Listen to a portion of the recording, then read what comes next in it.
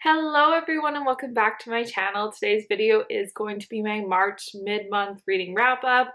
I'm going to talk about all the books I've read so far this month. If you've watched my wrap-up video before, it's going to be just like I did last month. I'm going to save all my stats for the second half of the month video, and I'm just going to be talking through what I've read so far.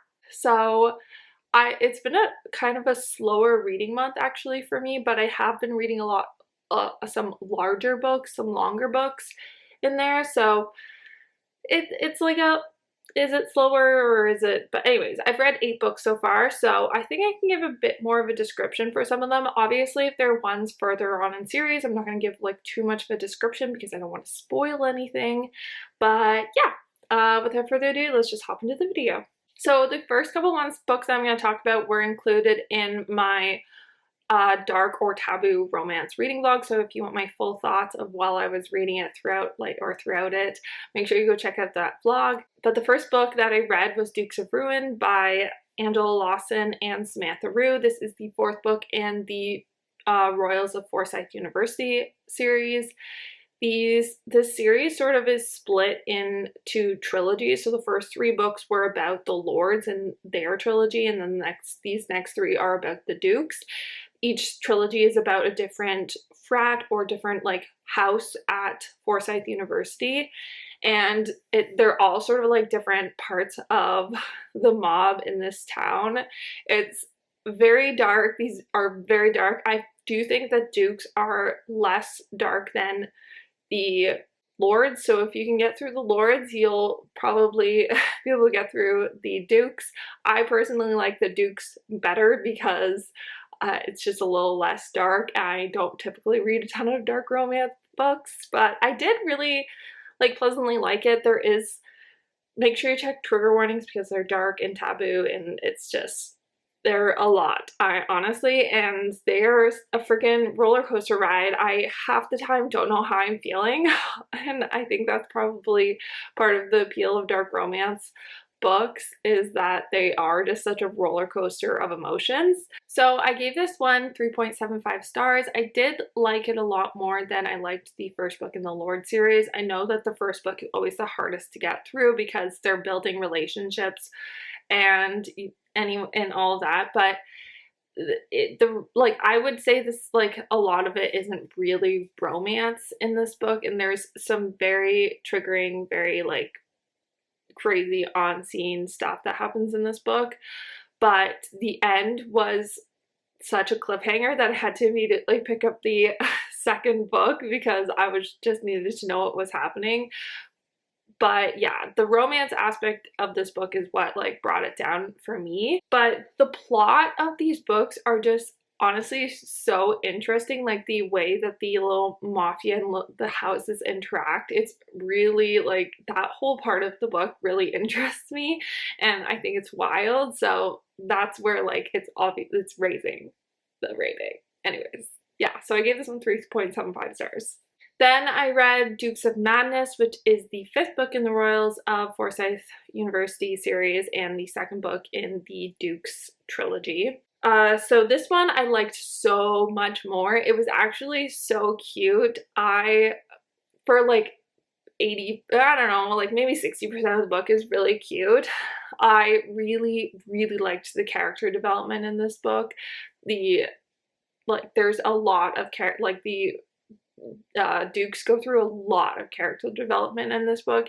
Obviously, there's still some dubious consent in this book, so is it a romance really? I don't know. But anyways, it is really interesting, and this one also ended on a cliffhanger, but the audiobook for these ones were not out yet, so I'm gonna try and wait till the audio comes out to read the next book in the series, but I might have to read it sooner just because the cliffhanger of these books end on such cliffhangers. They're so easy to just binge. So. And then I read Love Unexpected by QB Tyler. This is a very, very taboo romance between a stepfather and a stepdaughter, so just check trigger warnings. Once again, it's very taboo. If that's something that's gonna really ick you out, don't read it. Honestly, spice and everything in this book is very well done. I just didn't like, but there's not much of a plot, and the plot that is there, I didn't really buy into, because like I just didn't understand, like they just trauma bonded together, honestly. But I don't know, like I have a really hard time giving this one, had a really hard time like figuring out how I felt about this whole book, honestly. So I gave it 3.75 stars. I did like it, but I didn't really like it, if that makes any sense. And I was just like sitting on the fence for a lot of this book. So yeah. And then I read Demon from the Dark by Kresley Cole. This is the 10th book, I think, this is the 9th book in the Immortals After Dark series. And this one I actually really liked. I think this one was probably my favorite that I've read in a while, even though I probably gave it around the same number of stars as I've given previous ones. This one I gave it 4.25 stars. I really liked everything about this book. There wasn't anything that I like but there was just nothing that I loved about it. I didn't love the romance, I didn't love the plot. So it was just a very well, like solid, good book. It just wasn't anything spectacular to me. But I was listening to the podcast Faded Maze after reading this book, and they do point out a lot of things that the author did that I didn't even like really pick up on. So maybe I need to read these more with a critical lens to see some of the really cool plot devices that the author uses. But it was a really good, solid book. It just wasn't anything spectacular to me. Then I read Love at First Fight by Carrie Aarons. This is a standalone book. I actually have a whole reading vlog of me reading this book coming out soon. I'm not sure when it's going to be up, but it should be out soon. I really liked this book. A lot of it, I was really giddy reading it. The way that Carrie Aarons wrote it, I just like felt really giddy about the characters. I don't know. I just like wanted to like giggle the whole time. It's very lighthearted, very fast-paced, which I definitely needed after reading all those dark romances. And maybe that's why I like loved it. I liked it so much, was because it was so different from the dark and taboo romances that I was reading before. But the thing that was missing for me in this book was there just wasn't any angst. The trope in this book is that she's dating her ex's best friend, and there just wasn't any angst. None of the other friends really cared, or the ex-boyfriend never really, like, there was no real drama from it. And there is a third act breakup, so I think those are the things that like disappointed me from the book, but I still really liked it. It was exactly what I needed to pick up after reading those dark romances, so I gave this one 4 stars.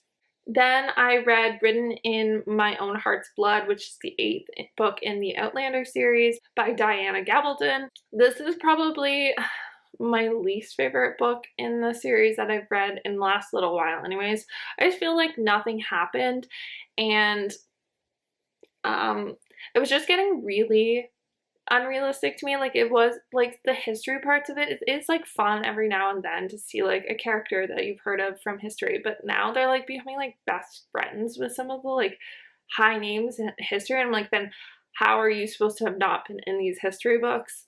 So it was just getting a little like far-fetched and silly to me. And also I feel like nothing really happened in this book. I feel like nothing happened. So it is like entertaining, I guess, but I don't know. I am happy that I'm almost done this series, because I'll be happy to leave this series. I'm still going to finish the 9th book. I think there's only one more book left that I have to read in the series, but I don't know if I would even pick it up if the author does continue it, honestly. I just don't know if I care enough. I give this one 3 stars. Then I read Chain of Gold by Cassandra Clare. I'm rereading the first 2 books in the series in order to remind myself and prepare for Chain of Thorns. this is like my second time rereading this book because I read it when the second book came out too. And I love the Shadowhunter world and the characters. Like they're just always gonna hold a really special place in my heart. And so reading it, like I do love almost every single thing about it, but I'm so biased towards it. So I can't even point out anything that's negative about these books really. I do think that the plot in this book is very similar to the sort of parent series of this book, the Clockwork Angels trilogy. So I think that's the only thing like negative I could say about it, is that its premise and everything about it it's just very similar to that other book. So I felt like it sort of feels like you're reading like a very similar story. I gave this 4.75 stars. I think the first time I read it, I gave it 4 stars. The second time I read it, I gave it 5 stars. And this time I'm giving it 4.75 stars.